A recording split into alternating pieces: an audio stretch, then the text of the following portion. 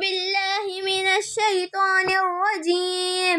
بسم الله الرحمن الرحيم. فقلنا اضربوه ببعضها كذلك يحيي الله الموتى ويريكم آياته لعلكم تعقلون. ثم قست قلوبكم من بعد ذلك فهي كالحجارة أو أشد قسوة.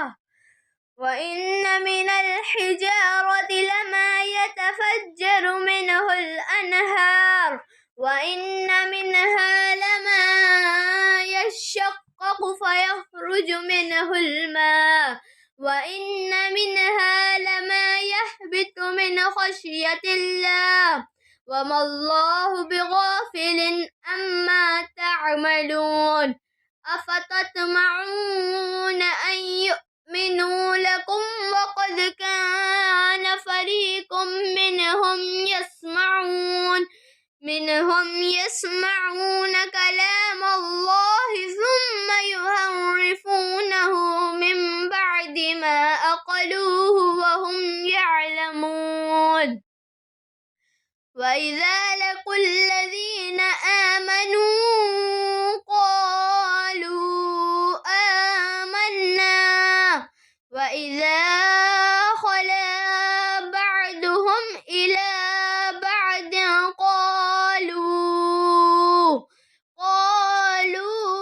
أتحدثونهم بما فتح الله عليكم ليحاجوكم به عند ربكم أفلا تعقلون. أفلا يعلمون أن الله يعلم ما يسرون وما يعلنون. ومنهم أميون لا يعلمون الكتاب إلا أماني وإن هم إلا يظنون. فويل للذين يكتبون الكتاب بأيديهم ثم يقولون هذا من عند الله ليشتروا به ثمنا قليلا فويل لهم مما كتبت أيديهم وويل لهم مما يكسبون. وقالوا لا تمسنا النار إلا أياما معدودة قل أتخذتم عند الله عهدا فلن يخلف الله عهده أم تقولون على الله ما لا تعلمون. بلى من كسب سيئة وأحاطت به خطيئته فأولئك أصحاب النار هم فيها خالدون. والذين آمنوا وعملوا الصالحات أولئك أصحاب الجنة هم فيها خالدون. صدق اللہ العظیم۔ اللہ کے نام سے جو نہایت مہربان اور رحم والا ہے۔ تو ہم نے فرمایا کہ اس مقتول کو اس گائے کا ایک ٹکڑا مارو، اسی طرح اللہ مردوں کو زندہ کرے گا اور وہ تمہیں اپنی نشانیاں دکھاتا ہے تاکہ تم سمجھ جاؤ۔ پھر اس کے بعد تمہارے دل سخت ہو گئے تو وہ پتھروں کی طرح ہیں، بلکہ ان سے بھی زیادہ سخت ہیں۔ اور پتھروں میں تو کچھ وہ ہیں جن سے ندیاں بہہ نکلتی ہیں، اور کچھ وہ ہیں کہ جب پھٹ جاتے ہیں تو ان سے پانی نکلتا ہے، اور کچھ وہ ہیں جو اللہ کے ڈر سے گر پڑتے ہیں، اور اللہ تمہارے اعمال سے ہرگز بے خبر نہیں۔ تو اے مسلمانوں، کیا تم یہ امید رکھتے ہو کہ یہ تمہاری وجہ سے ایمان لے آئیں گے؟ حالانکہ ان میں ایک گروہ وہ تھا کہ وہ اللہ کا کلام سنتے تھے اور پھر اسے سمجھ لینے کے بعد جان بوجھ کر بدل دیتے تھے، اور جب یہ مسلمانوں سے ملتے ہیں تو کہتے ہیں کہ ہم ایمان لا چکے ہیں، اور جب آپس میں اکیلے ہوتے ہیں تو کہتے ہیں کیا ان کے سامنے وہ علم بیان کرتے ہو جو اللہ نے تمہارے اوپر کھولا ہے تاکہ اس کے ذریعے یہ تمہارے رب کی بارگاہ میں تمہارے اوپر حجت قائم کریں۔ کیا تمہیں عقل نہیں؟ کیا یہ اتنی بات نہیں جانتے کہ اللہ جانتا ہے جو کچھ وہ چھپاتے ہیں اور جو کچھ ظاہر کرتے ہیں؟ تو ان میں کچھ ان پڑھ ہیں جو کتاب کو نہیں جانتے مگر زبانی پڑھ لینا، یا کچھ اپنی من گھڑت اور یہ صرف خیال و گمان میں پڑے ہوئے ہیں۔